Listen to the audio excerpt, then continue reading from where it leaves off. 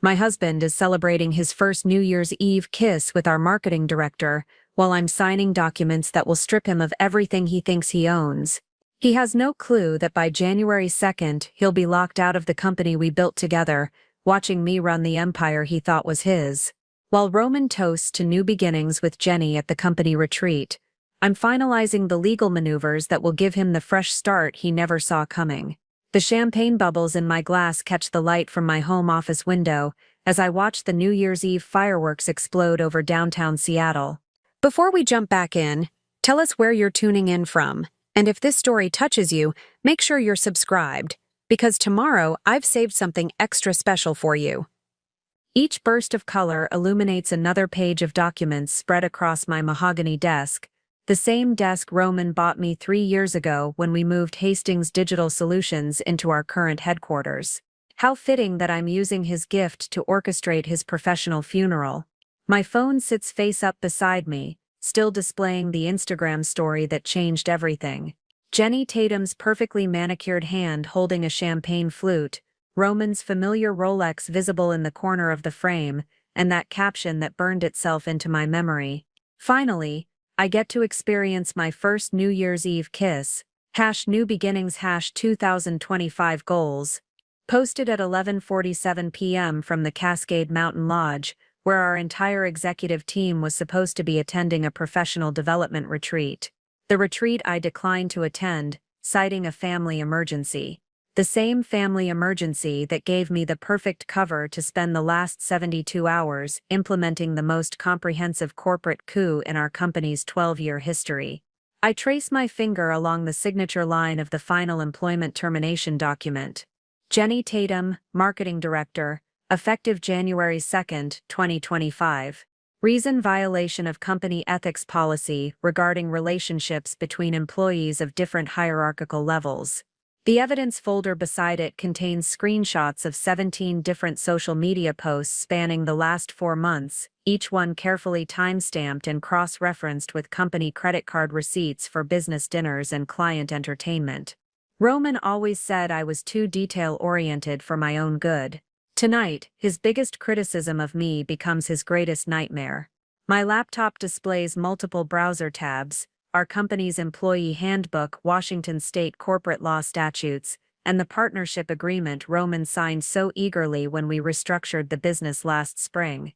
Page 47, subsection C, clearly states that as CEO, I maintain controlling interest and final authority over all personnel decisions. Roman, as COO, agreed to this arrangement because he was so focused on the revenue projections and growth targets. He never bothered to read the fine print about succession planning and executive authority, but I did. I wrote it. The sound of my phone buzzing breaks the silence. A text from Roman.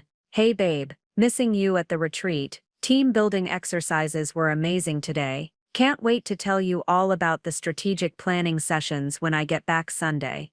Love you, strategic planning sessions." I screenshot the message and add it to the evidence folder labeled Documented Deception, December 2024. It joins 43 other messages from the past month, each one a masterpiece of creative fiction about board meetings that never happened, client dinners with companies that don't exist, and late-night strategy sessions that were actually romantic getaways charged to our corporate expense account. The beauty of being married to your business partner is that you have access to everything. Every credit card statement, every expense report, every hotel booking made in the name of business development. Roman thought his corporate American Express gave him freedom. Instead, it gave me a paper trail that would make forensic accountants weep with joy. Another firework explodes outside, casting red light across the termination letter I'm reviewing. This one's for Marcus Chen, our head of sales, who's been helping Roman cover his tracks by creating fake client meetings and fictional project deadlines. Marcus,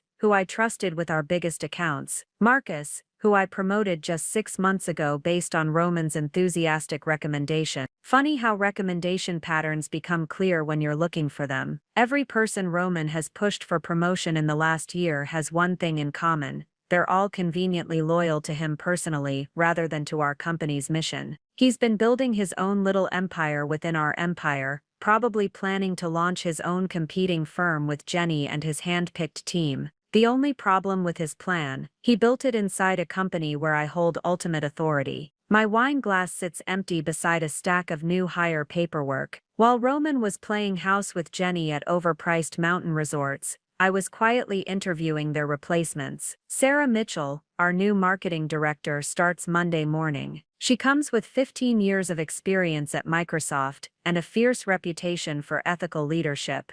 David Kim, our new head of sales, brings a client roster from Amazon that will double our revenue within 6 months. Sometimes the best revenge is upgrading. The grandfather clock in our hallway chimes midnight. 2025 has officially begun. Somewhere in the mountains, Roman is probably kissing Jenny as confetti falls around them, thinking he's finally found his happiness. In a few hours, they'll wake up hungover and content, maybe planning how to tell me about their unexpected connection and irreconcilable differences that require dissolving our marriage and business partnership. They have no idea that while they were celebrating their new beginning, I was meticulously planning their ending. I pick up my Mont Blanc pen, another gift from Roman, engraved with "To my brilliant partner in everything," and sign the first document. My signature flows smoothly across the page, each letter perfectly formed. Years of signing corporate contracts have given me a steady hand, even when my heart is breaking.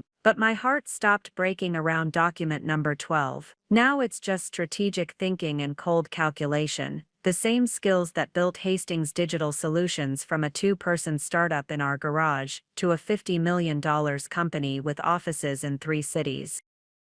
The same skills Roman always took credit for in interviews and board presentations. A notification pops up on my phone. Jenny's Instagram story has been updated. A blurry selfie of her and Roman in matching 2025 inches glasses, her head on his shoulder, both of them grinning with the fake happiness of people who think they're getting away with something. The caption reads, "Best year ever. Already know 2025 is going to change everything." She's absolutely right. 2025 is going to change everything. Just not the way she thinks. I save the screenshot and close my laptop. The documents are signed, the emails are scheduled to send, and the phone calls are queued for Monday morning. By the time Roman drives down from his romantic mountain retreat, he'll return to a company that no longer has a place for him. Justice, it turns out, tastes better than champagne.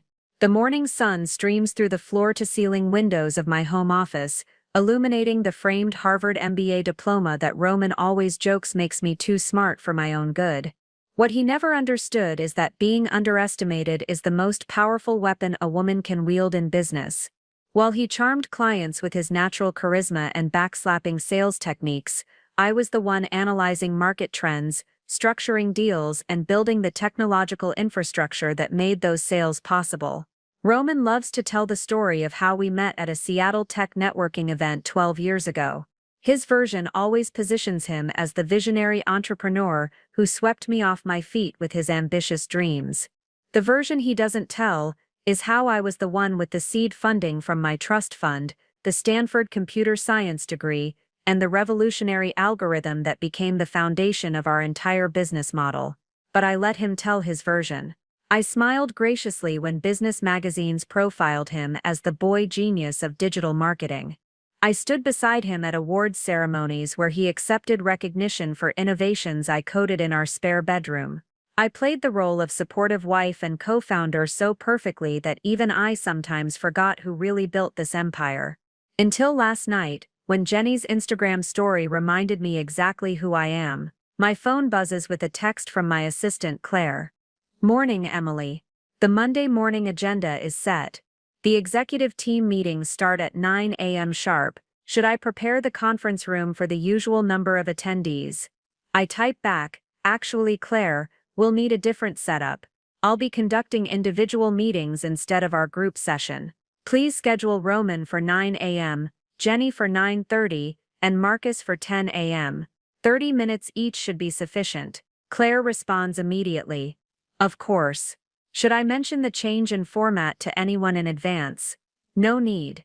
I prefer to keep Monday morning meetings spontaneous." Spontaneous. That's one way to describe what's about to happen.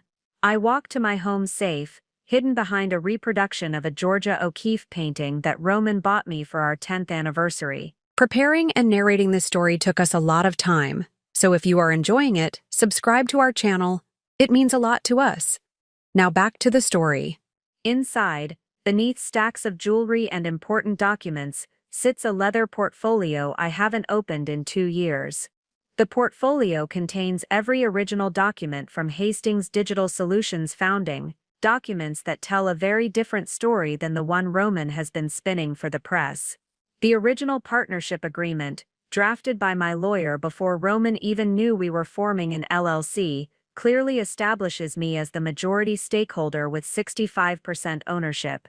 Roman signed it eagerly, so excited about the prospect of running a tech company that he barely glanced at the equity distribution. Back then, he was a mid-level sales manager at a struggling startup, desperate for his big break. I was a Stanford graduate with a trust fund, industry connections and proprietary software that 3 major corporations were already trying to acquire. I chose him because I believed in his passion and his sales ability. He was supposed to be my partner, not my replacement. The incorporation documents show my initial capital investment, $2.3 million from my family trust, used to purchase our first office space, hire our initial development team and fund 18 months of operations before we saw our first dollar of revenue. Roman's contribution was his sales experience and what he called sweat equity, a fancy term for working long hours while I paid all the bills. But the most interesting document in the portfolio is the technology transfer agreement.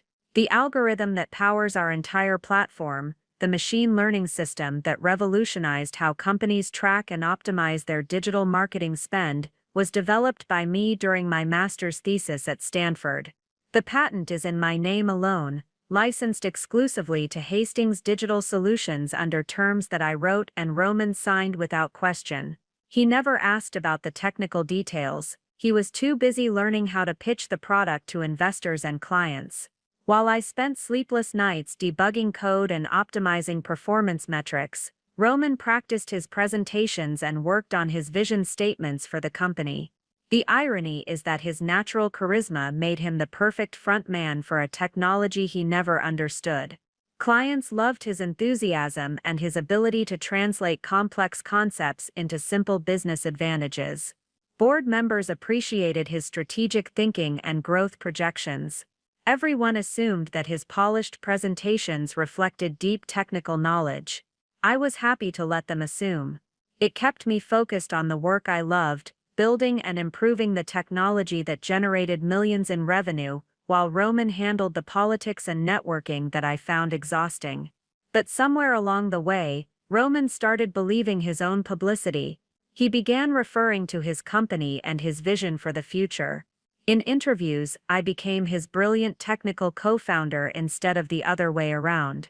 Our origin story transformed from Stanford engineer builds revolutionary algorithm to charismatic entrepreneur assembles world-class team. The final document in the portfolio is a contract amendment from last spring, when we restructured the company to accommodate our rapid growth. Roman wanted to bring in outside investors and needed my signature to proceed.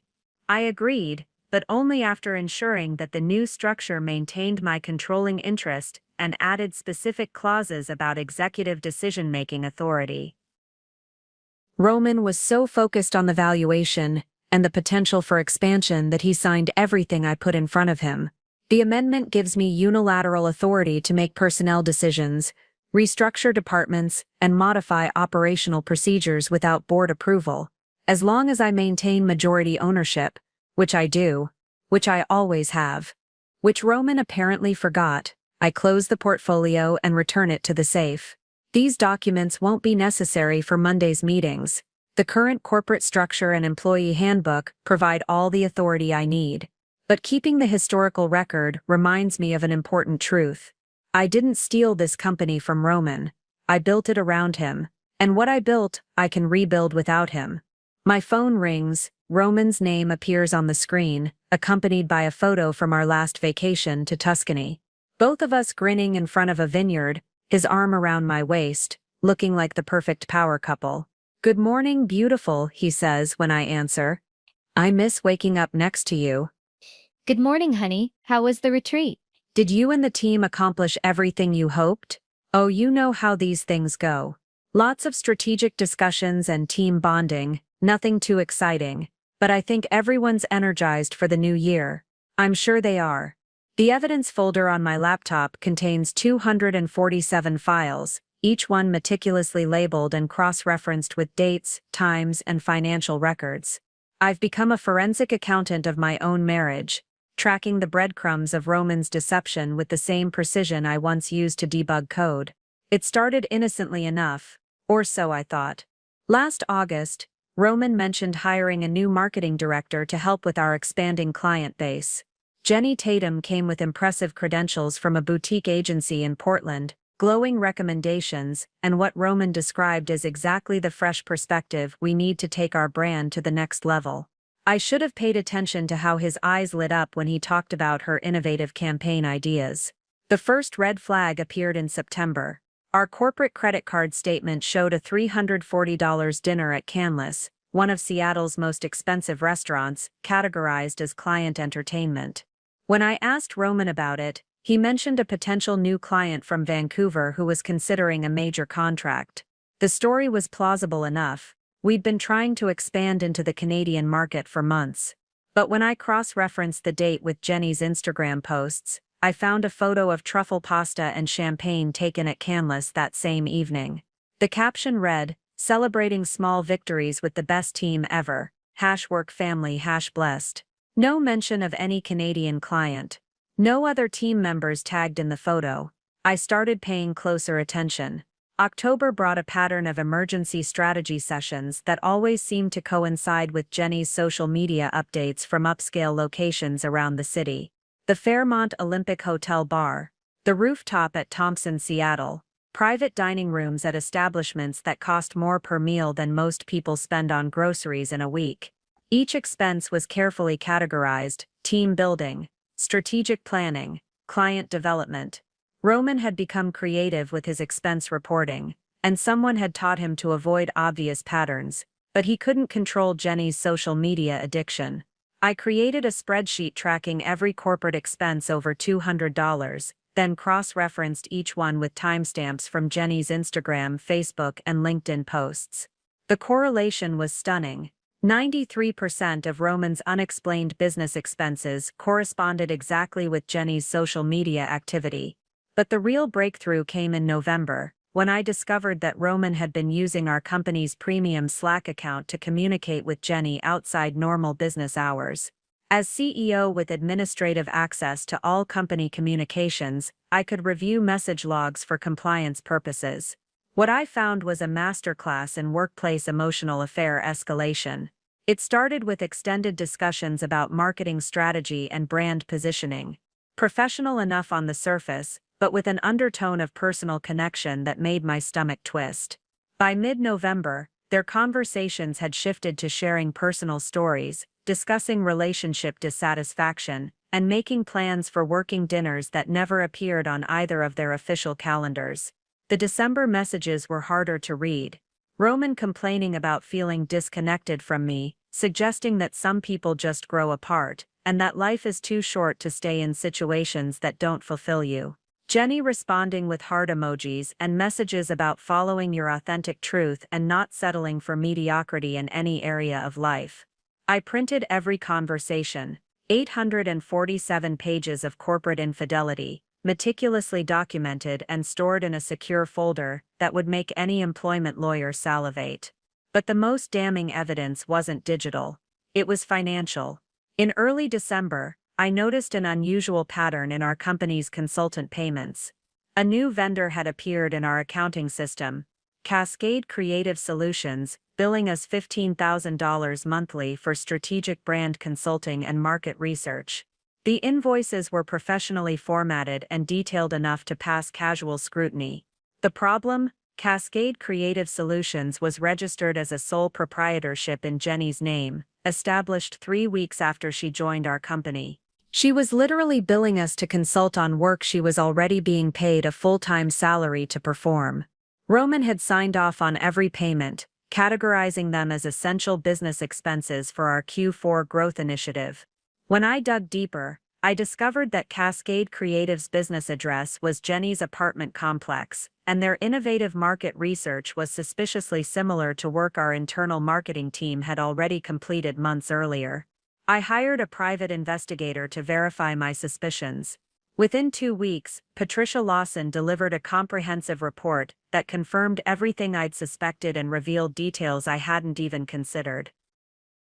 Roman and Jenny's relationship had become physical in late October, following a supposed client dinner in Vancouver that turned into an overnight trip to a luxury spa resort.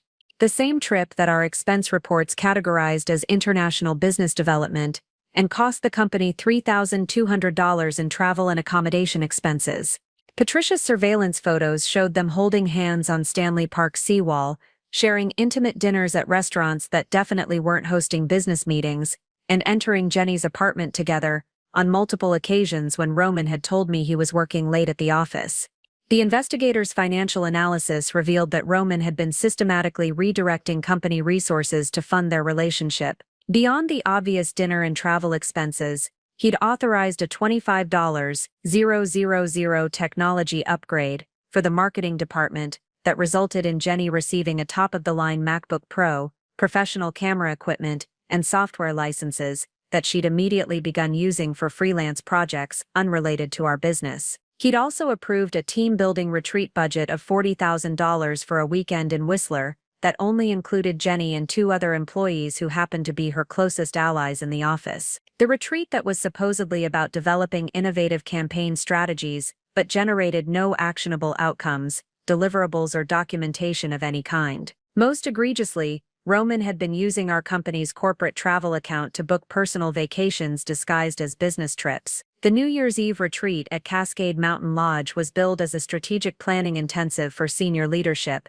but the guest list included only Roman, Jenny, and Marcus Chen, conveniently excluding me and our CFO, the 2 people most likely to ask detailed questions about outcomes and ROI. Every receipt, every expense report, every fraudulent invoice was documented and filed. I had enough evidence to not only terminate their employment for cause, but to pursue criminal charges for embezzlement and fraud. But termination felt insufficient. They hadn't just stolen money, they'd stolen my trust, my marriage, and my company's integrity. They deserved a more comprehensive education about consequences. The deeper I dug into Roman and Jenny's operation, the more I realized this wasn't just an affair funded by creative expense reporting. This was a systematic corporate heist disguised as romance, with my husband and his mistress positioning themselves to steal not just money, but the entire foundation of our business. The breakthrough came when I accessed Roman's company laptop while he was supposedly attending a board development conference in Portland last week. As CEO, I maintain administrative access to all company devices for security purposes,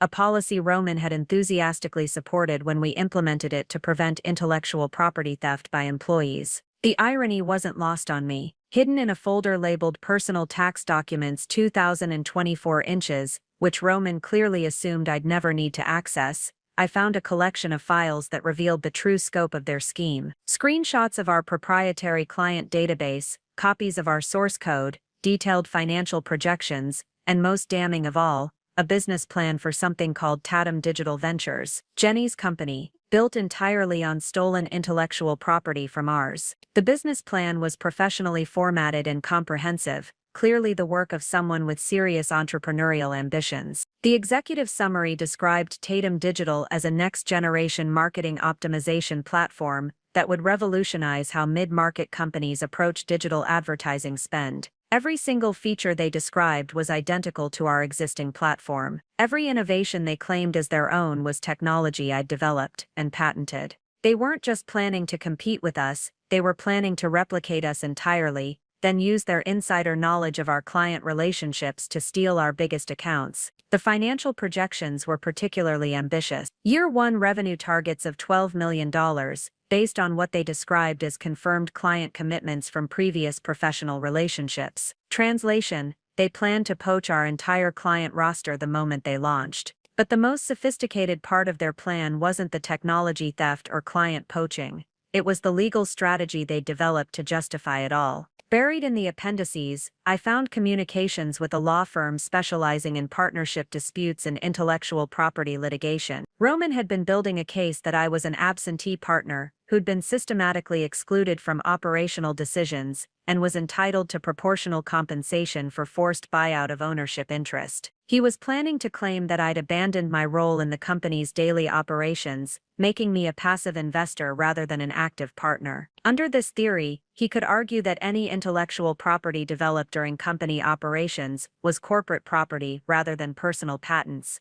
making it available for fair use by departing executives who'd contributed to its development. The legal analysis was creative, expensive, and probably would have worked if I hadn't discovered it first. Their timeline was aggressive. According to the project plan, they intended to execute their departure during our busiest quarter, when client demands would make it difficult for me to respond quickly. Roman would submit his resignation effective March 1st, citing irreconcilable differences in business philosophy and requesting immediate buyout of his ownership stake. Jenny would resign simultaneously, claiming a hostile work environment and gender discrimination in promotion opportunities, despite being promoted twice in her 4 months with the company. She'd already retained an employment attorney who specialized in wrongful termination cases, creating the foundation for nuisance litigation designed to distract me while they launched their competing business. Marcus Chen's role in the scheme was more subtle but equally damaging. As head of sales, he'd been systematically documenting what he described as my interference in client relationships and micromanagement of revenue-generating activities. He was building a case that my leadership style was damaging client retention and limiting growth potential.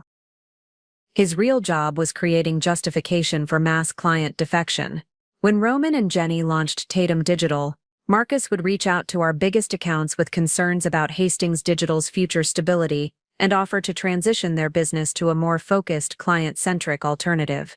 The financial projections assumed they'd successfully transfer 60% of our client base within 6 months of launch. Given Marcus's relationships and inside knowledge of contract terms and renewal dates, that assumption was probably conservative.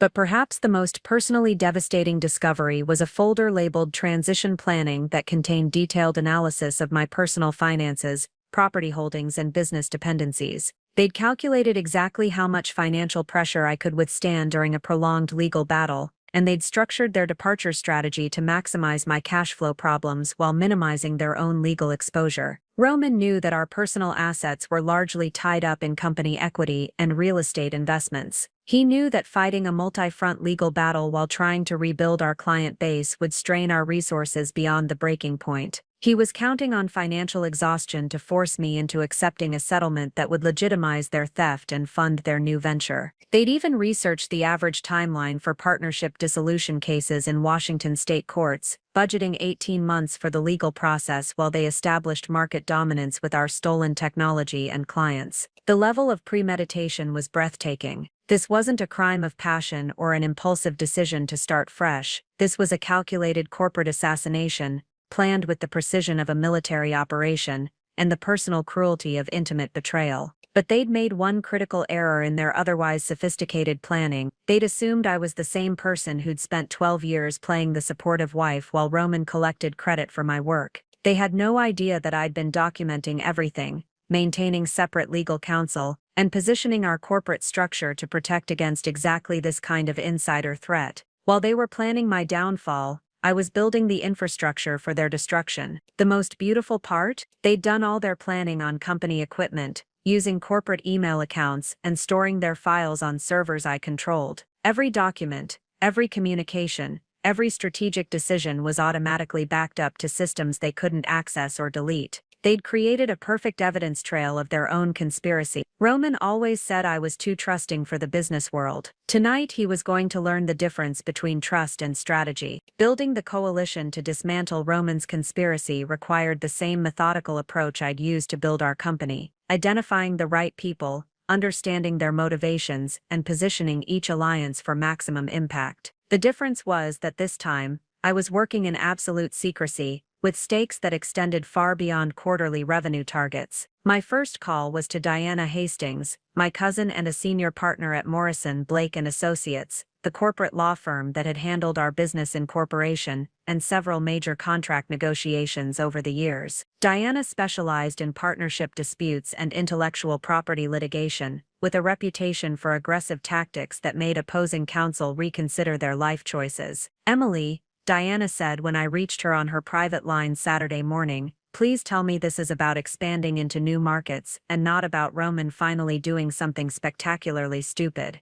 I need to see you today, and I need everything we discuss to be covered by attorney-client privilege until I say otherwise." The silence on the other end told me Diana had been expecting this call for longer than I'd realized. 3 hours later, I sat in Diana's downtown office, watching her expression shift from professional concern to barely contained rage as she reviewed the evidence files I'd compiled. The business plan for Tatum Digital sat open on her desk, marked with her increasingly aggressive annotations. "They actually put this in writing," she muttered, flipping through the financial projections. "Emily, this is criminal conspiracy. We're not talking about an employment dispute or partnership dissolution. This is wire fraud, trade secret theft, and probably RICO violations if we can prove coordination." "I don't want to send them to prison," I said. "I want to destroy them professionally and financially while protecting everything we've built." Diana looked up from the document. "Those aren't mutually exclusive goals. But if we're going to do this right, we need to move fast and hit every angle simultaneously. They're planning to execute in March, which gives us 8 weeks to prepare a response that makes Sherman's march to the sea look like a peaceful stroll." We spent the next 4 hours building what Diana called our multi-vector engagement strategy. Legal action was only one component. We needed to protect our intellectual property, secure our client relationships, neutralize their financial resources, and document everything for potential criminal referral. Diana's first recommendation was hiring Bradley Chen, a former FBI cybercrime investigator who now ran a private digital forensics firm.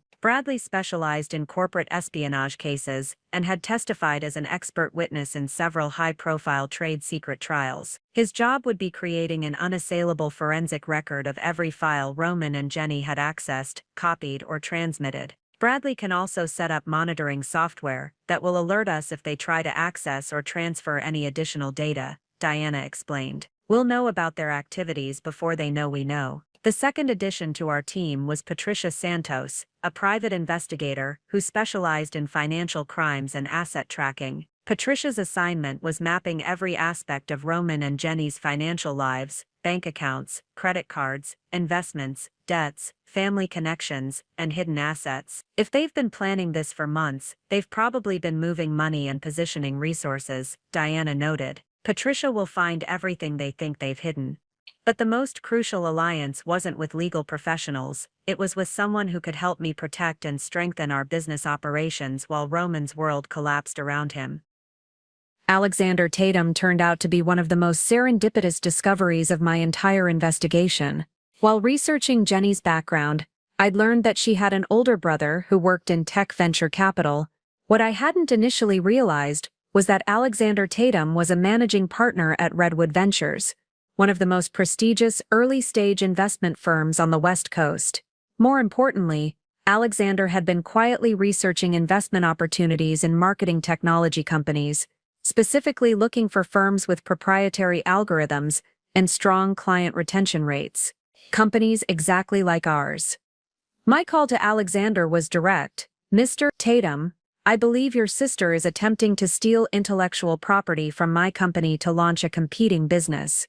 I'd like to discuss how we might turn this situation into a mutually beneficial opportunity." Alexander agreed to meet me for coffee the following morning. What he told me during that conversation changed everything. "Jenny's been trying to get me to seed fund her startup for the past month," he said, stirring his espresso with barely concealed irritation. "She's been vague about the technology details, but very specific about revenue projections that seemed suspiciously optimistic for a brand new company." I showed him the business plan Roman and Jenny had developed. Alexander's expression darkened as he recognized the financial projections and client acquisition strategies Jenny had pitched to him just weeks earlier. "She told me she'd developed revolutionary marketing optimization software during her previous job," he said quietly. She claimed the algorithms were her proprietary work, and that she was being prevented from commercializing them by a controlling business partner who didn't understand the technology's potential. The technology she described to you, I developed it. I hold the patents, and I can prove that every line of code in her business plan was stolen from our servers. Alexander set down his coffee cup with the careful precision of someone making a significant decision. Emily, I think Redwood Ventures might be very interested in discussing an investment partnership with Hastings Digital Solutions. We've been looking for exactly the kind of proven technology platform and market position you've built. Within 48 hours, Alexander had connected me with Redwood's technical due diligence team, their legal department, and their portfolio management specialists. They moved with the efficiency of professionals who recognized a unique opportunity when they saw it. The preliminary terms were extraordinary: $50 million in growth capital in exchange for 20% equity, with provisions for additional funding based on expansion milestones. More importantly, Redwood's investment would come with access to their network of enterprise clients, their technical talent pool, and their legal resources for intellectual property protection. But the most valuable aspect of Redwood's partnership wasn't financial, it was strategic. As an investor, they would have standing to pursue legal action against anyone who attempted to steal or misuse our intellectual property. Their legal team specialized in protecting portfolio companies from exactly the kind of corporate theft Roman and Jenny were planning. We've seen this pattern before, Alexander explained during our final negotiation session. Disgruntled employees or partners attempt to steal technology and client relationships to launch competing businesses. We've developed very effective strategies for neutralizing these threats. By the time Roman returned from his New Year's Eve celebration, I would have $50 million in funding, a team of legal and forensic specialists, and one of the most aggressive venture capital firms in the country ready to protect our interests. Roman thought he was fighting a betrayed wife with limited resources and emotional vulnerabilities. He was actually fighting a fully funded corporate war machine with unlimited legal budget and professional killers who specialized in destroying intellectual property thieves. The playing field had just shifted dramatically in my favor. Sunday morning arrives with the kind of crisp winter clarity that makes Seattle look like a postcard. I wake up alone in our king-sized bed, the Egyptian cotton sheets still perfectly arranged on Roman's side. He won't be home until this evening, giving me one final day to complete my preparations while maintaining the facade of the unsuspecting wife. The house feels different now that I know it's about to become mine alone. Every shared memory, every carefully chosen piece of furniture, every photograph of our supposedly happy marriage takes on new meaning. The kitchen where we used to cook breakfast together on Sunday mornings. The home office where we'd strategize about business growth over late-night takeout. The living room where we'd celebrated our first $1 million quarter with champagne and promises about building something lasting together. All of it was real once, before Jenny Tatum, before Roman decided that loyalty was optional, and trust was for naive people who didn't understand that marriage was just another business partnership to be optimized or dissolved based on quarterly performance metrics. My phone buzzes with a text from Patricia Santos, my private investigator. Financial analysis complete.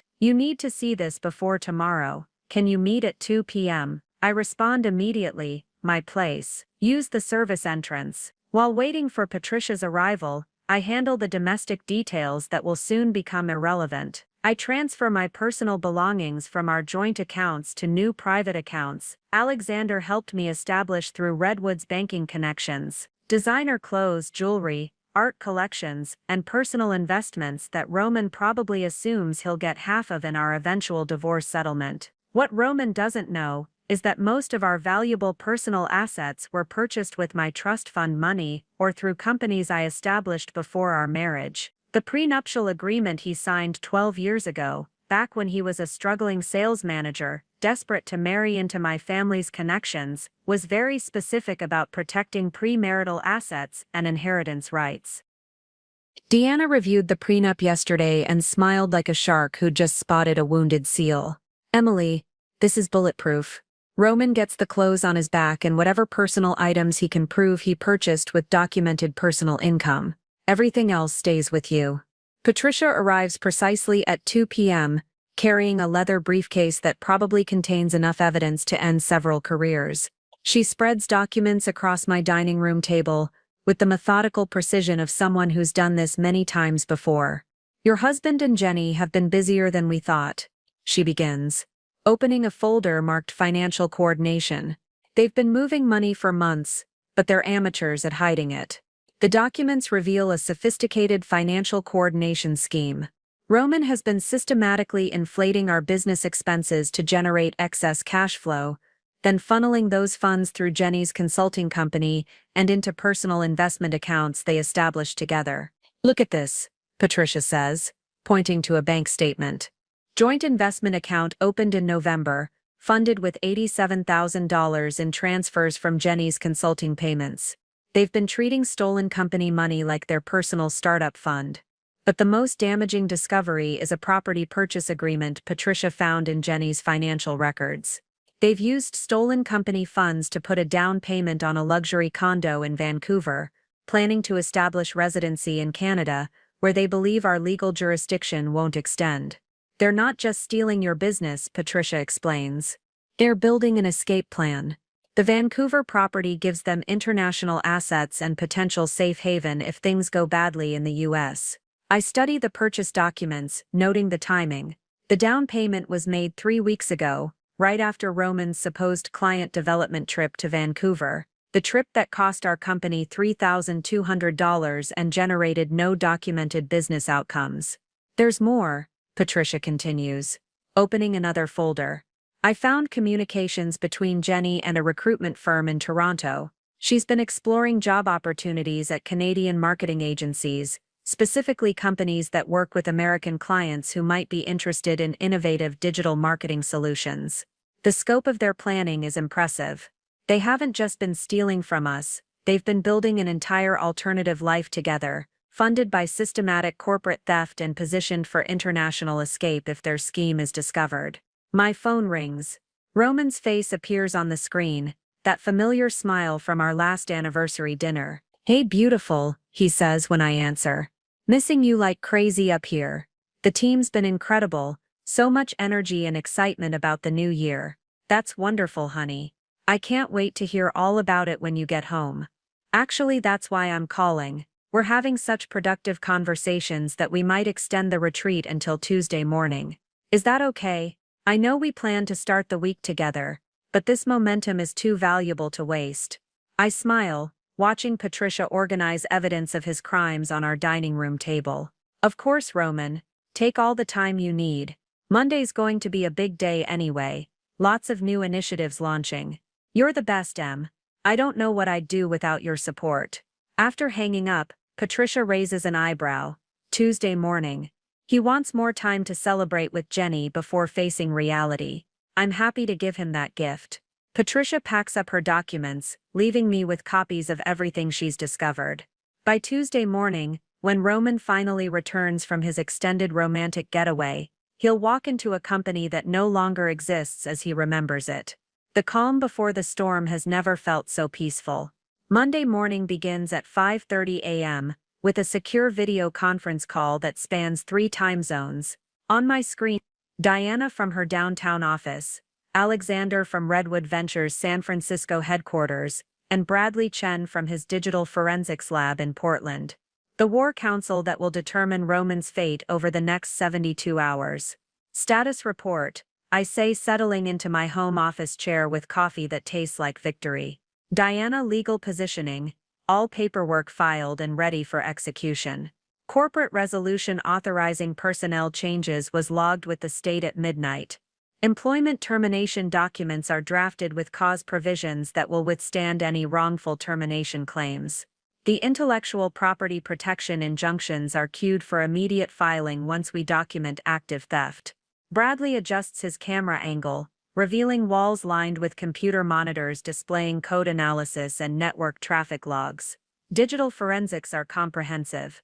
I've documented 2,847 unauthorized file access instances since October, including complete downloads of your proprietary source code, client database, and financial records. The timestamps correlate perfectly with your husband's login credentials. More importantly, he continues, I've installed monitoring software that's been tracking their continued activity. As recently as yesterday, Roman accessed your client renewal schedules and copied them to an external drive. Jenny downloaded your marketing automation templates and integration protocols. They're still actively stealing data while at their retreat. Alexander nods grimly from his San Francisco office. Redwood's legal team has reviewed everything Bradley documented. We're prepared to file federal criminal complaints for trade secret theft and wire fraud. The FBI's white-collar crime division is very interested in this level of systematic corporate espionage. But the most crucial alliance isn't on this video call. It's sitting in my living room nervously sipping coffee while reviewing a stack of documents that will reshape our entire industry. Marcus Chen's replacement arrived at my house an hour ago.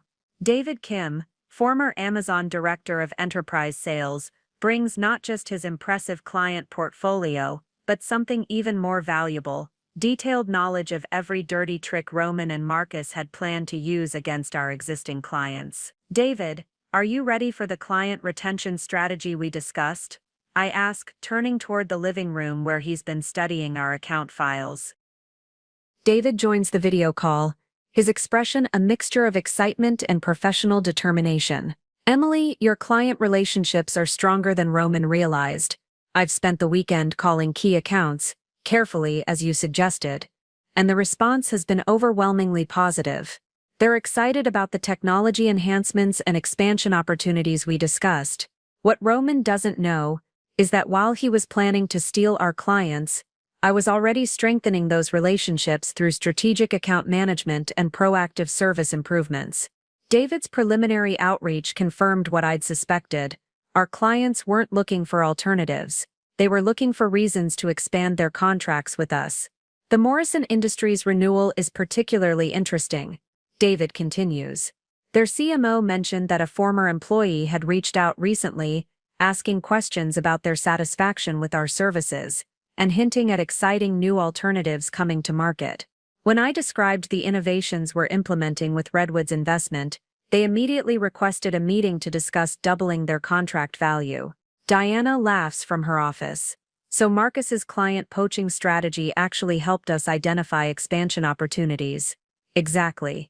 Every account they targeted for theft is now a candidate for significant growth. Their sabotage attempts revealed which clients value our technology most highly. Bradley brings up another screen showing network traffic analysis. There's something else you need to see. Jenny's been using company equipment to communicate with recruiters at 3 major competitors, Harrison Digital, Apex Marketing Solutions, and Global Tech Dynamics. She's been sharing detailed information about your technology capabilities and client strategies. Corporate espionage with multiple parties, Alexander notes. That elevates this from simple theft to systematic industrial sabotage. Redwood's security team has encountered this pattern before. It usually indicates a much larger conspiracy than just 2 disgruntled employees. I lean back in my chair considering the implications. Roman and Jenny weren't just planning to steal from us and start their own company. They were positioning themselves as valuable assets for our biggest competitors, selling access to our intellectual property and client intelligence to the highest bidder. Diana, does this change our legal strategy? It expands it significantly. We're not just dealing with partnership dissolution and employee theft. We're looking at potential RICO violations, multiple counts of trade secret misappropriation, and conspiracy charges that could involve executives at competing firms. The video call continues for another 30 minutes, coordinating timelines and finalizing protocols. By 7 a.m., everyone knows their role in what Diana has dubbed Operation Clean House. Bradley will continue monitoring Roman and Jenny's digital activities while documenting every file access and communication. Diana will execute the legal filings in precise sequence to maximize impact and minimize Roman's ability to respond. Alexander will announce Redwood's investment and our expansion plans to the business press, positioning us as an industry leader while Roman's reputation crumbles. David will handle client communications and competitive intelligence, ensuring that our business relationships not only survive Roman's betrayal, but emerge stronger than before. And I will orchestrate it all from the CEO chair that was always rightfully mine. As the video call ends, I look around my home office, the space where I've spent countless nights building the technology that made our success possible. Tomorrow morning, Roman will discover that the empire he thought he was stealing was never his to take. Because the real power was never in the charm or the presentations or the networking events he loved so much. The real power was in understanding exactly how everything worked, and how to rebuild it all without him. 12 years of marriage to Roman has given me something more valuable than evidence or legal strategies, the ability to predict his every move with scientific precision. He operates according to patterns so consistent they could be coded into an algorithm, and I've spent the past 3 months mapping those patterns like a behavioral GPS system. Roman's Monday morning routine is sacred to him. He arrives at the office by 7:45 a.m., makes his first coffee at exactly 8:10, and spends 20 minutes reviewing weekend emails before his assistant Claire brings him the daily agenda. On normal Mondays, he would use this time to prepare talking points for our executive team meeting and review any client issues that developed over the weekend. But this Monday is different. This Monday he's returning from his romantic getaway with Jenny, still basking in the afterglow of their New Year's Eve celebration, and probably planning how to gradually reveal their relationship to the staff. He'll be distracted, overconfident, and completely unprepared for what's waiting in his inbox. At 8:05 a.m., right on schedule, my phone buzzes with a notification from the office security system. Roman's keycard has been used to access the building. The cameras show him walking through the lobby with the relaxed swagger of a man who believes he's about to claim his destiny. He has no idea that his keycard access will expire in exactly 4 minutes. I watch through our office security feed as Roman enters his corner office, still wearing the casual sweater and designer jeans that scream "I just spent 3 days in a mountain cabin with my mistress." He drops his overnight bag beside his desk and powers up his computer, probably eager to check whether any urgent business issues developed while he was indisposed. His first surprise comes when his computer login fails. Bradley's overnight work included changing all system passwords and access credentials for users whose employment status was about to change. Roman tries his password 3 times before calling IT support. "Hi, this is Roman. My computer won't accept my password this morning. Can someone reset it for me?" Our IT director, Michael Torres, has been briefed on the morning's events. "I'm sorry, Mr. Hastings, but I'll need to verify your employment status before resetting any access credentials. Can you please have HR confirm your authorization level?" Roman's confusion is visible through the security feed. He hangs up and immediately calls Claire, his assistant, probably expecting her to handle this minor technical glitch with her usual efficiency. But Claire resigned Friday afternoon, accepting a position with a competitor that I helped arrange through my network connections. Her departure was presented as a family emergency requiring immediate relocation, giving Roman no opportunity to counteroffer or investigate her real motivations. The automated message informing Roman that Claire's extension is no longer in service plays clearly through the security feed audio. His expression shifts from confusion to the first hint of genuine concern. At 8:12 a.m., Roman tries to access our client management system from his phone. The app displays an error message indicating that his user account has been suspended pending administrative review. He immediately calls our main reception line. "Good morning, Hastings Digital Solutions," answers Rebecca, our receptionist, following the script we rehearsed yesterday. "How may I direct your call?" "Rebecca, this is Roman. I'm having some technical issues this morning. Can you transfer me to Emily?" "I'm sorry, Mr. Hastings, but Mrs. Hastings is in meetings until 10 a.m. Would you like to schedule an appointment?" The security feed shows Roman's face cycling through confusion, frustration, and the beginning of real alarm. He's starting to understand that this isn't a series of random technical glitches. My phone rings at exactly 8:15 a.m. Roman's name appears on the screen, and I let it go to voicemail. The pattern of escalating desperation is playing out exactly as I predicted. He tries calling again immediately. This time I answer on the 4th ring. "Good morning, Roman. How was your extended retreat?" "Emily, something's wrong with all my access credentials this morning. My computer, my phone apps, even my keycard seems to be acting up. Can you have IT reset everything?" That sounds frustrating. "Are you sure you're entering everything correctly? Sometimes when we're relaxed and well-rested, we forget little details. I'm not making mistakes, Em. This is a systematic problem. All my access is blocked. Well, I'm sure we can sort it out during our meeting this morning. Are you available at 9 a.m.? What meeting? I don't have anything scheduled until the team call at 10. Oh, that's been moved. We have some personnel changes to discuss first. Conference room B, 9 a.m. sharp. Roman's silence stretches for 15 seconds. Through the security feed, I watch him process the implications of personnel changes combined with his complete system lockout. Emily, what exactly is going on? Nothing that can't wait until our meeting, honey. I'd hate to spoil the surprise. After hanging up, I checked the parallel timeline I've been tracking. Jenny's flight from Seattle landed in Portland an hour ago, not returning to work as she told Roman, but traveling to meet with employment attorneys about her wrongful termination lawsuit strategy. What Jenny doesn't know is that Patricia Santos is sitting in the same law firm's waiting room, ready to serve her with papers documenting her theft of corporate property and conspiracy to commit fraud. Marcus Chen is currently in his own office, probably wondering why his computer access has also been suspended, and why the 3 major clients he planned to poach have left voicemails requesting immediate meetings about expanding their contracts with us. By 9 a.m., Roman will walk into conference room B expecting a routine discussion about personnel changes. Instead, he'll face a termination meeting supported by irrefutable evidence, legal documentation, and witness testimony. Every move he makes from this point forward has been anticipated and countered.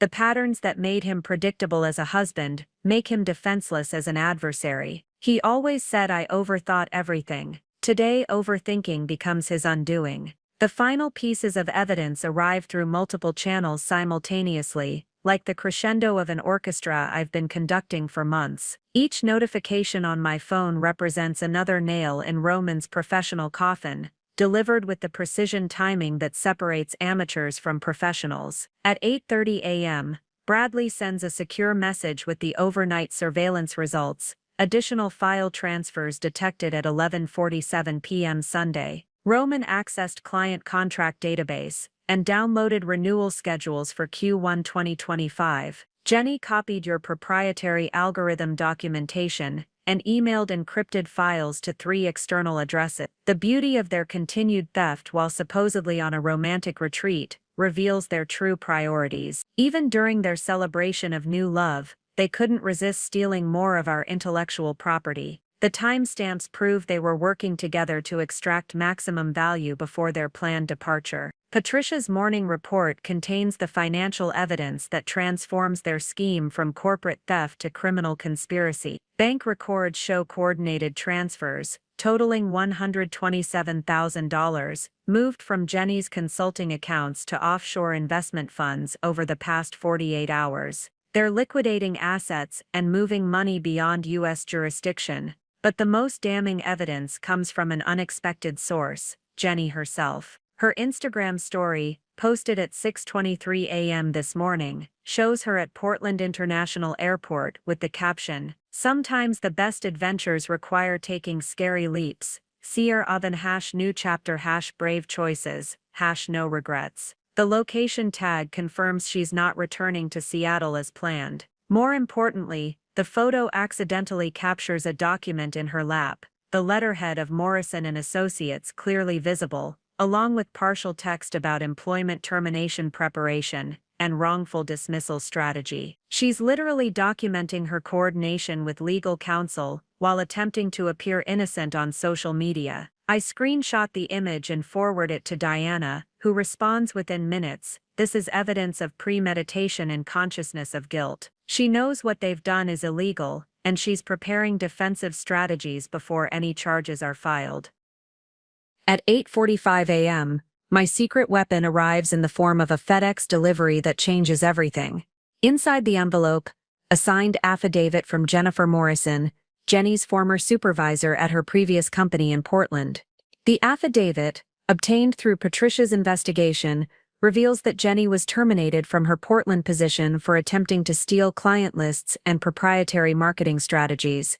Her glowing recommendations were fabricated, The real Jennifer Morrison had been trying to contact us for months to warn us about Jenny's pattern of corporate theft. Tatum systematically accessed confidential client information and attempted to use proprietary methodologies for personal consulting projects, the affidavit states. Her termination was negotiated to avoid criminal prosecution, contingent on her agreement not to engage in similar activities with future employers. Roman's due diligence process had been so superficial that he never verified Jenny's references beyond the fake contacts she provided. His eagerness to hire an attractive marketing director had blinded him to red flags that would have been obvious to any competent executive. But the most satisfying piece of final evidence comes from Marcus Chen himself. At 8:52 a.m., Marcus sends an email to Roman that our monitoring software immediately forwards to my secure account. Roman, we need to talk before the meeting this morning. Emily's been asking weird questions about client satisfaction and contract renewals. I think she might know something about our plans. Should we accelerate the timeline? The email perfectly documents their conspiracy, while proving that Marcus has been actively working against our company's interests. More importantly, it shows their growing panic as they realize their careful plans might be unraveling.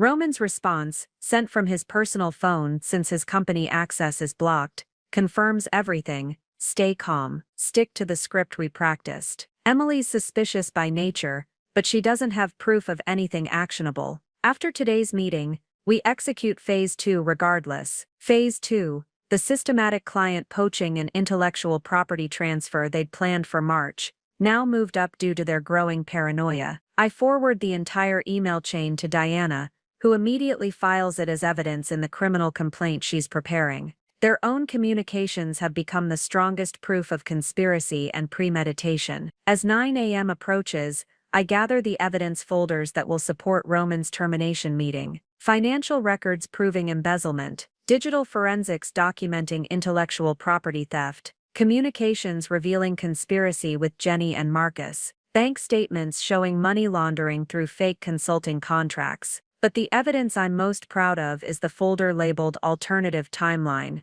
a comprehensive business plan showing how Hastings Digital Solutions will not only survive Roman's betrayal, but emerge stronger than ever. Client retention strategies developed with David Kim, technology improvements funded by Redwood's investment, market expansion opportunities that Roman. At 8:45 a.m., my secret weapon arrives in the form of a FedEx delivery that changes everything. Inside the envelope, a signed affidavit from Jennifer Morrison, Jenny's former supervisor at her previous company in Portland.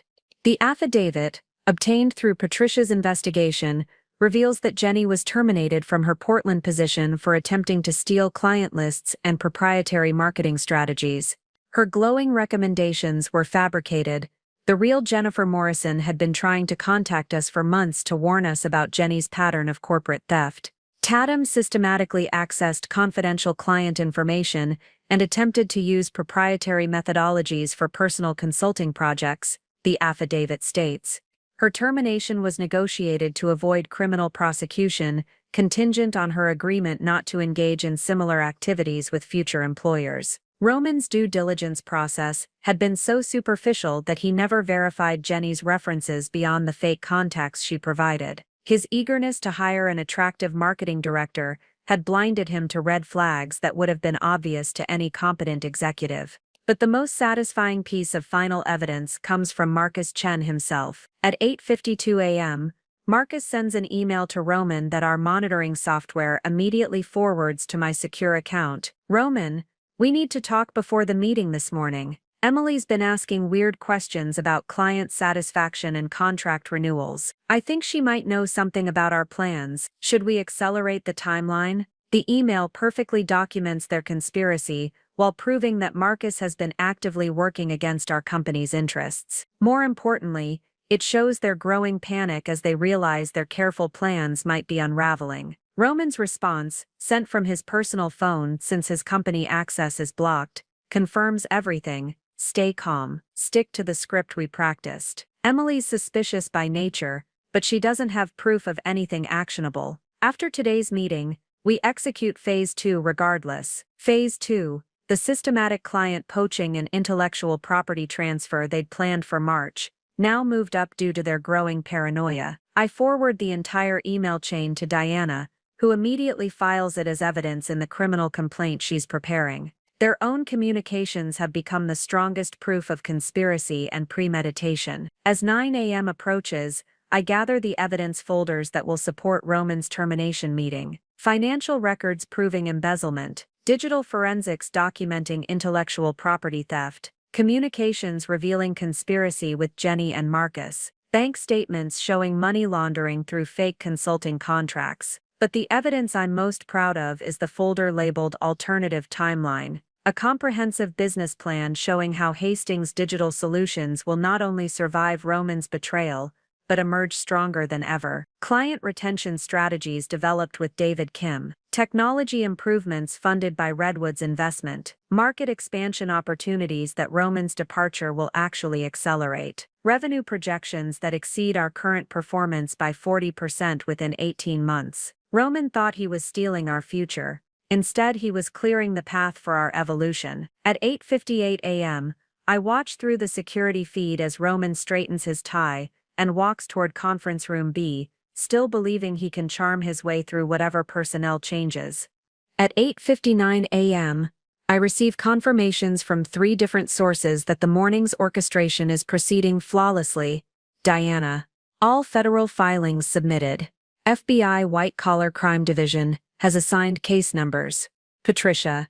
Jenny served with subpoenas 30 seconds ago. Her attorney's facial expression was priceless.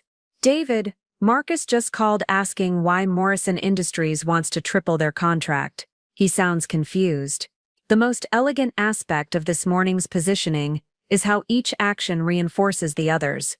Roman's system lockout forces him to make panicked phone calls that Bradley's monitoring software records. Jenny's legal troubles in Portland prevent her from providing remote support or coordination. Marcus's client retention failures undermine his value as a co-conspirator. They planned to execute their corporate heist as a coordinated team. Instead, they're facing professional destruction as isolated individuals with conflicting interests and no communication channels. My final positioning element involves something Roman never considered: employee loyalty. Over the past month, I've conducted private conversations with every team member whose work could be affected by Roman's departure, not revealing the specific situation, but asking hypothetical questions about leadership preferences, company culture priorities, and career development goals. What I discovered surprised even me. Roman's superficial charm had masked growing frustration among our technical staff about his tendency to take credit for their innovations. Our client service team resented his habit of making promises they had to fulfill without consulting them first. Even our accounting department had noticed irregularities in expense reporting,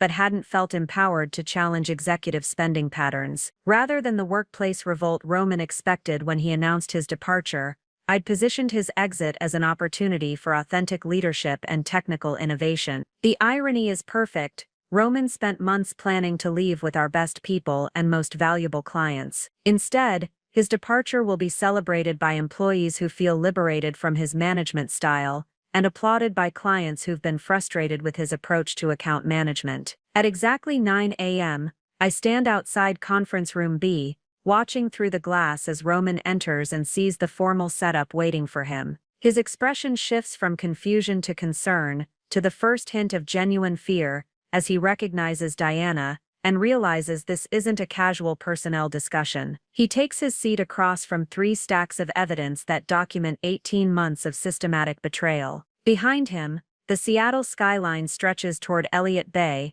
where ferry boats carry commuters to their normal Monday morning routines. For Roman, normal Monday mornings are now a memory. I enter the conference room and close the door, sealing his fate with a soft click that echoes like a gavel falling. Good morning, Roman. Thank you for making time in your schedule. The execution phase begins now. The silence in conference room B stretches for exactly 15 seconds before Roman attempts his first deflection. It's a pattern I've observed countless times during difficult client meetings. When caught off guard, he defaults to casual confidence and attempts to control the narrative through charm. "Well, this looks official," he says with a forced smile, gesturing at the document stacks and video connections. "Did we get acquired overnight and nobody told me?" Diana doesn't return his smile. Mr. Hastings, please review the documents in front of you while I explain the purpose of this meeting. Roman's expression flickers between confusion and growing alarm as he opens the first folder labeled Financial Irregularities. The color drains from his face as he sees the expense report analysis showing $87,000 in fraudulent charges over 6 months.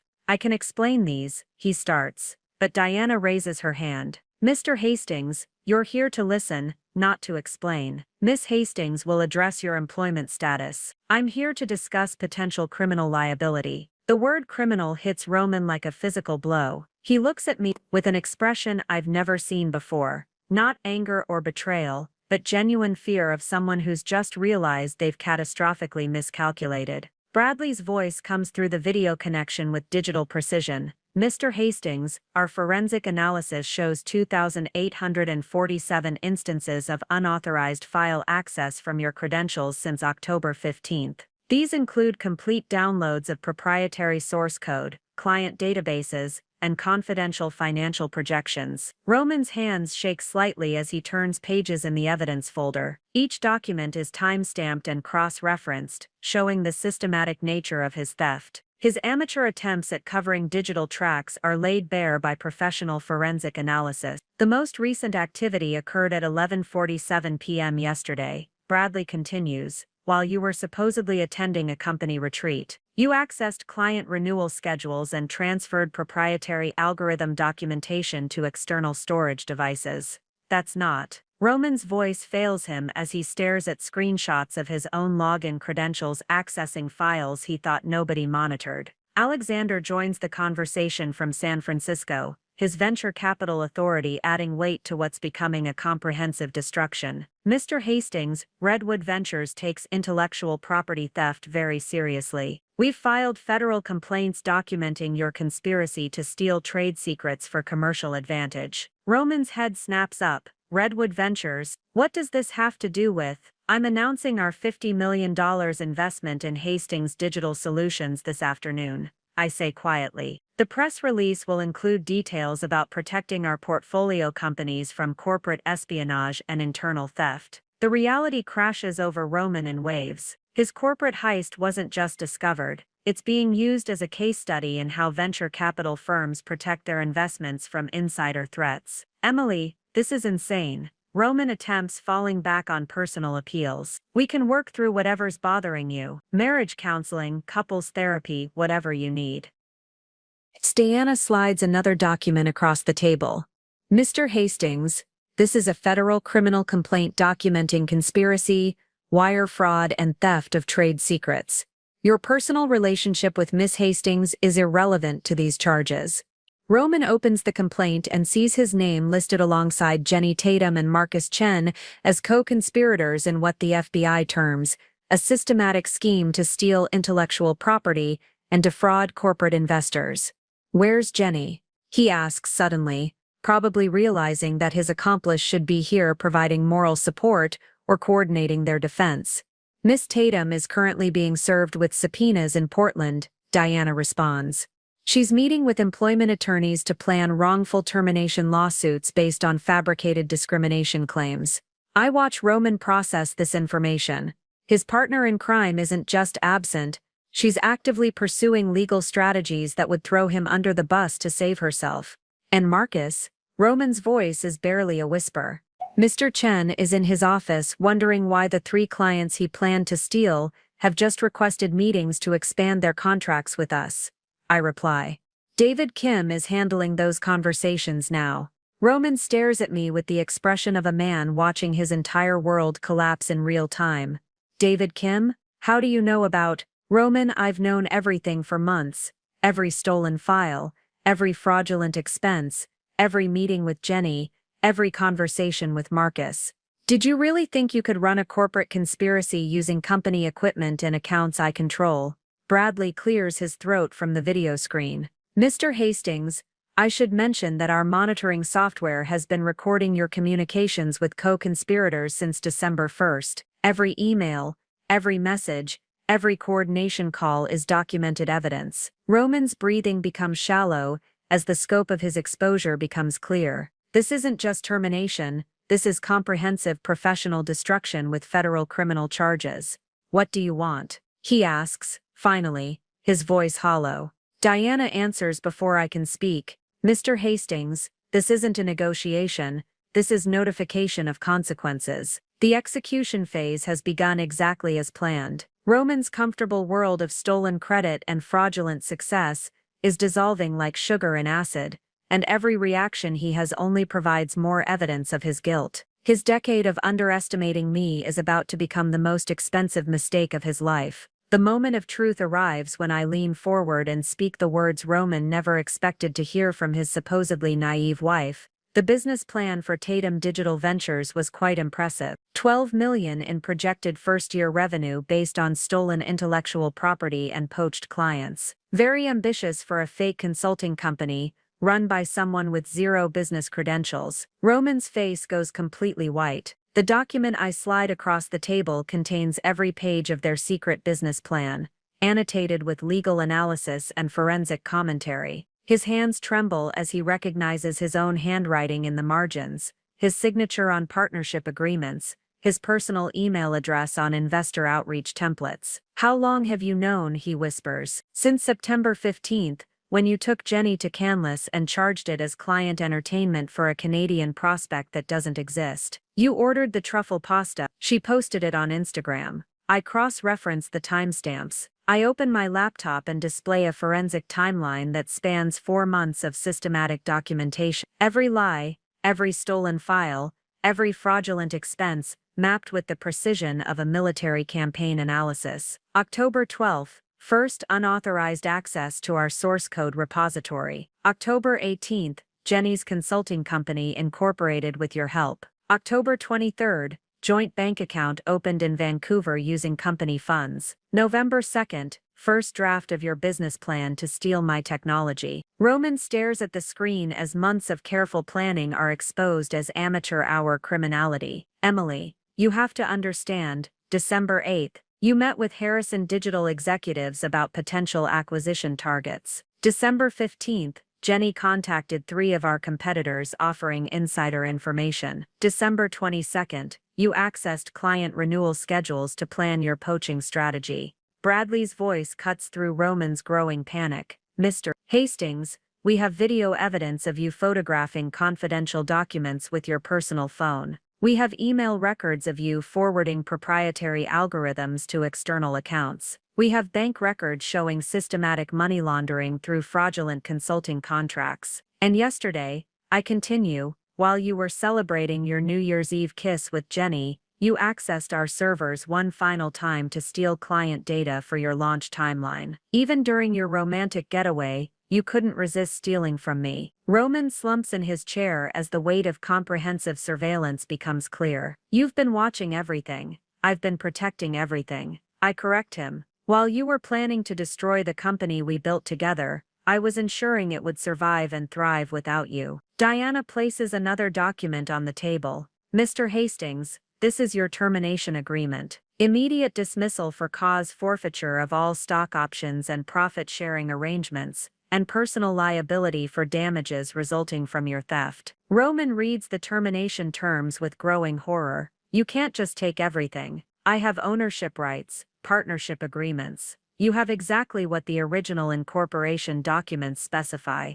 I interrupt, pulling out the leather portfolio from my safe. 35% ownership contingent on maintaining fiduciary responsibility and ethical conduct. Both conditions you've systematically violated. Alexander joins the conversation from San Francisco. Mr. Hastings, Redwood's legal team has reviewed your partnership agreements. The ethics clauses and fiduciary responsibility requirements are ironclad. Your ownership stake is forfeit the moment you engaged in corporate theft. But we built this together. Roman's composure finally cracks completely. 12 years of my life, my work, my relationships with clients.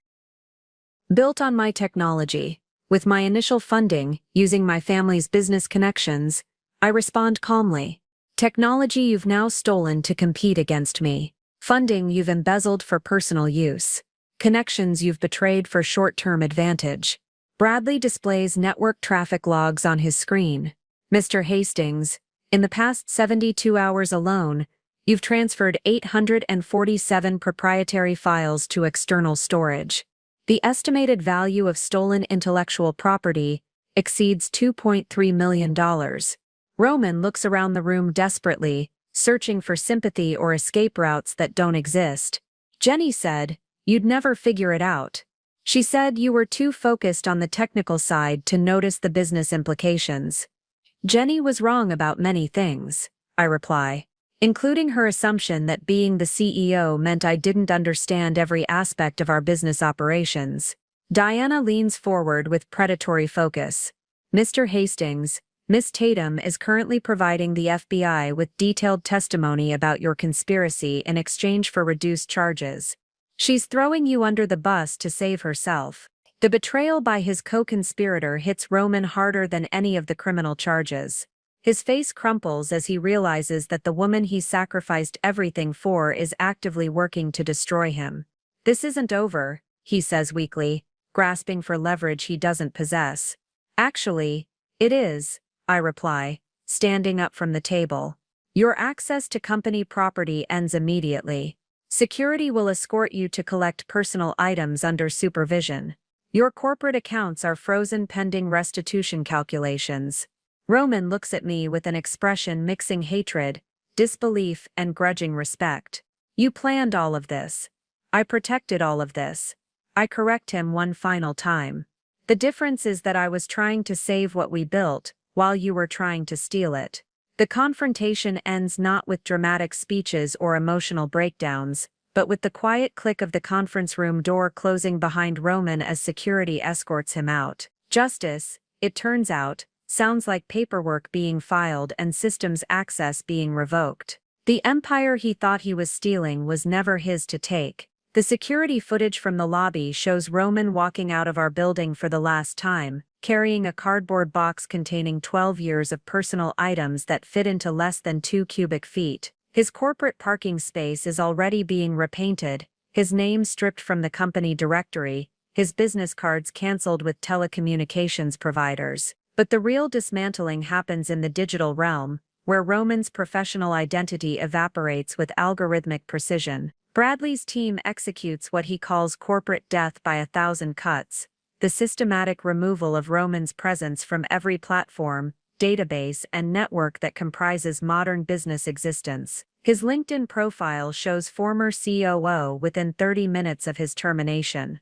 His email autoresponder redirects inquiries to David Kim. His digital signature authority is revoked from every contract and vendor agreement. It's remarkable how quickly someone can become a non-person in the business world. Bradley observes from his video connection. Watching network access logs confirm that Roman's credentials have been purged from 127 different systems. By end of business today, it will be as if he never worked here. But the most devastating dismantling happens through channels Roman never considered: the professional gossip network that drives reputation in Seattle's tight-knit tech community. Patricia's morning briefings reveal how quickly the narrative spreads through industry connections. Morrison Industries CEO called his contact at Pacific Northwest Tech within an hour of learning about the criminal charges. Pacific Northwest Tech's board member texted someone at Amazon. Amazon's procurement team mentioned it during their vendor review meeting with Harrison Digital. The beauty of corporate scandal is that it spreads faster than official press releases. By noon, Roman's name is circulating through executive circles as a cautionary tale about insider theft and partnership betrayal.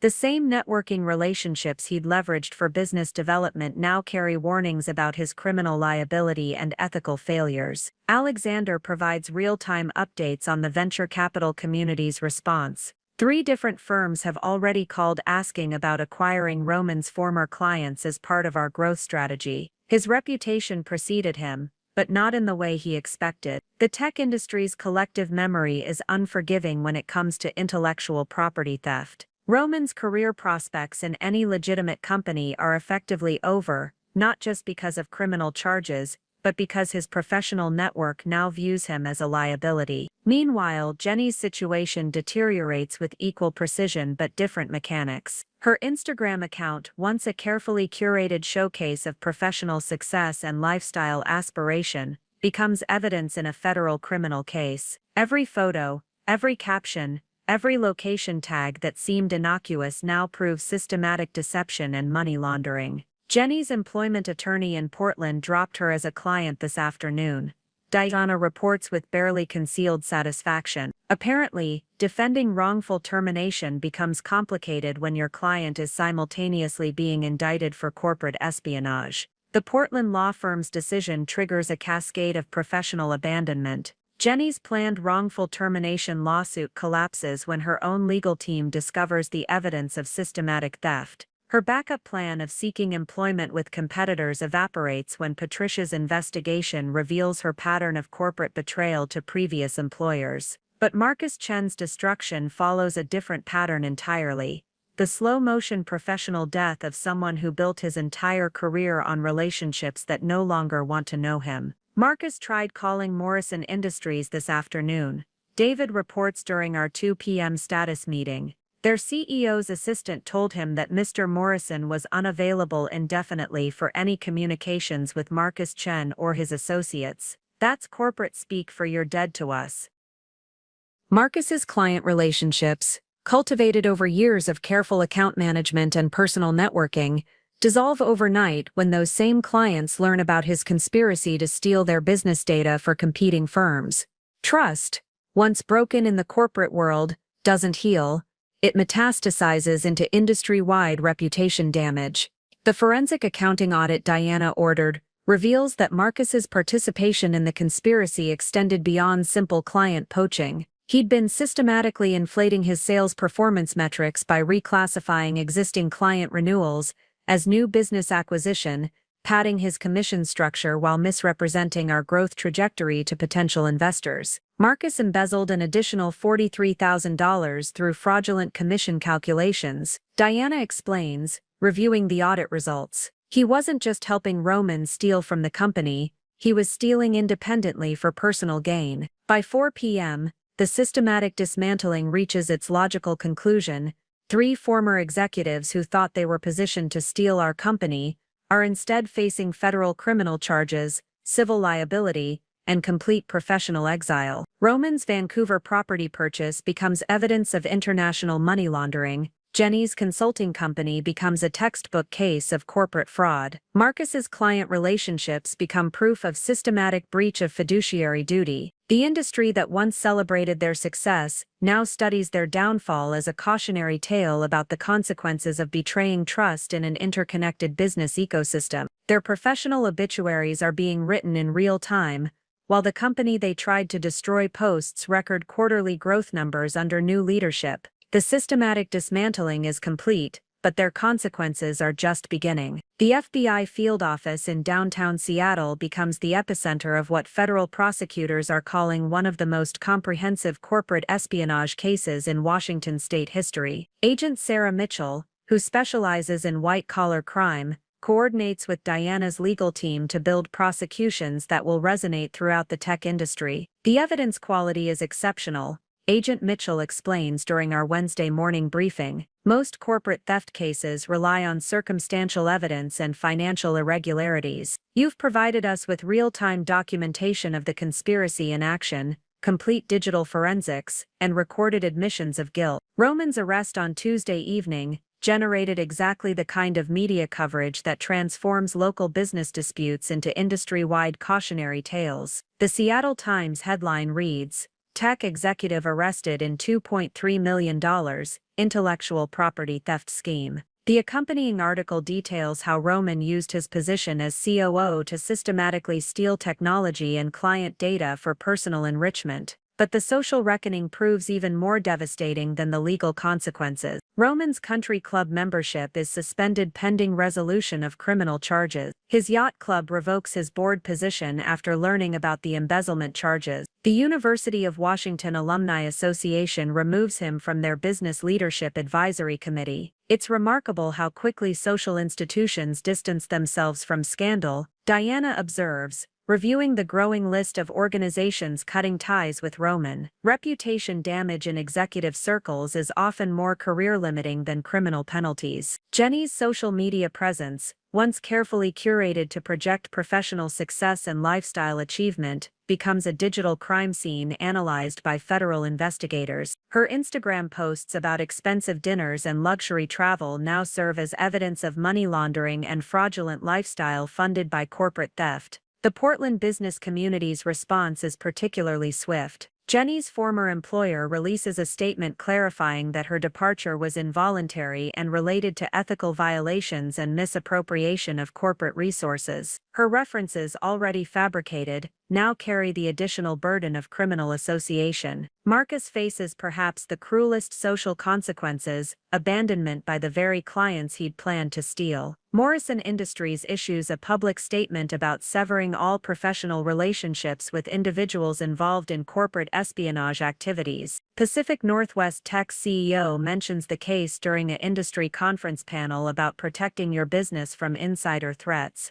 But the most comprehensive reckoning happens within the tech industry's executive network, where reputation travels faster than legal filings. Alexander provides intelligence from the venture capital community. Roman's name has become synonymous with partnership betrayal in VC circles. 3 different firms have already used his case as an example during due diligence presentations about management team risk assessment. The industry publication TechCrunch runs a feature story titled "The Cost of Betrayal: How Internal Theft Nearly Destroyed a Seattle Success Story." The article quotes me extensively about building corporate culture that prioritizes ethical leadership and intellectual property protection. The most dangerous threats to growing companies often come from within, I tell the reporter. Trust is the foundation of any partnership, and when that trust is systematically betrayed, the consequences extend far beyond financial damages. By Thursday afternoon, Roman, Jenny, and Marcus have become case studies in how quickly professional reputations can be destroyed when ethical boundaries are crossed.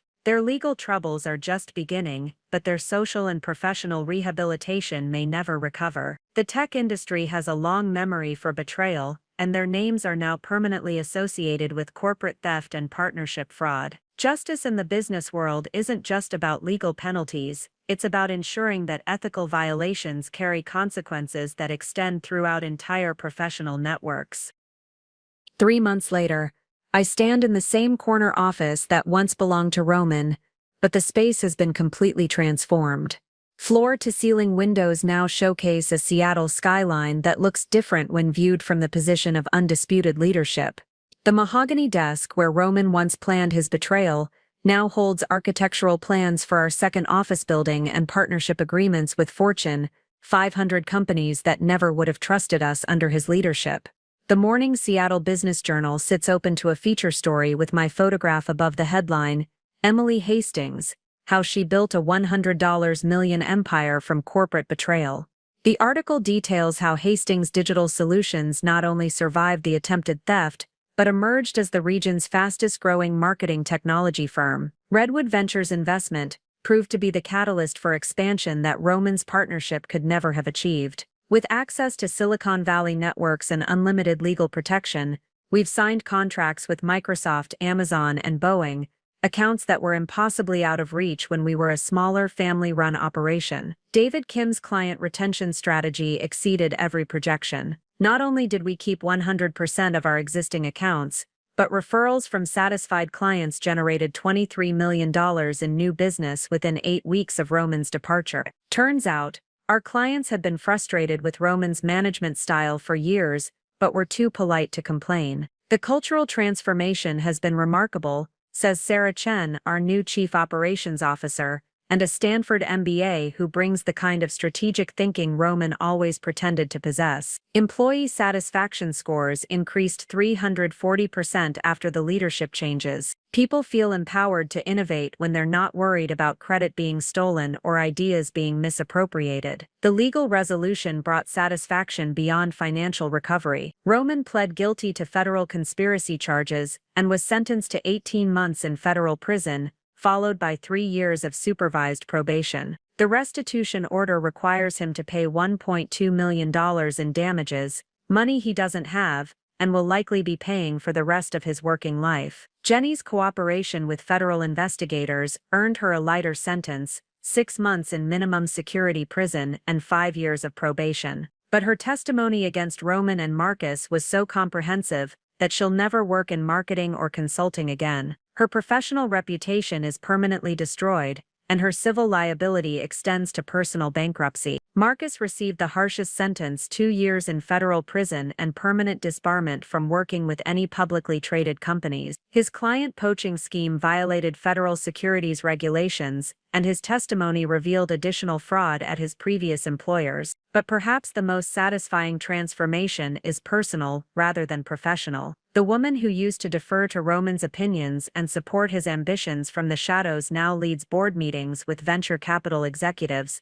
negotiates contracts with Fortune 500 procurement teams, and gives keynote speeches at technology conferences about building ethical corporate culture. Roman always said I was too trusting for the business world. The irony is that trust, carefully extended and professionally maintained, became the foundation for relationships that generated more success than his manipulative networking ever achieved. I've learned that authentic leadership isn't about claiming credit or controlling narratives. It's about building systems and relationships that can survive betrayal and emerge stronger. The empire Roman thought he was stealing was never his to take, because real power isn't about position or title. It's about the ability to create value that others want to protect and support. Justice served cold tastes like freedom, growth, and the quiet satisfaction of proving that integrity isn't just good ethics, it's good business. The new year brought new beginnings, just not the ones Roman expected. Sometimes the best revenge is building something so successful that your betrayer becomes irrelevant to the story.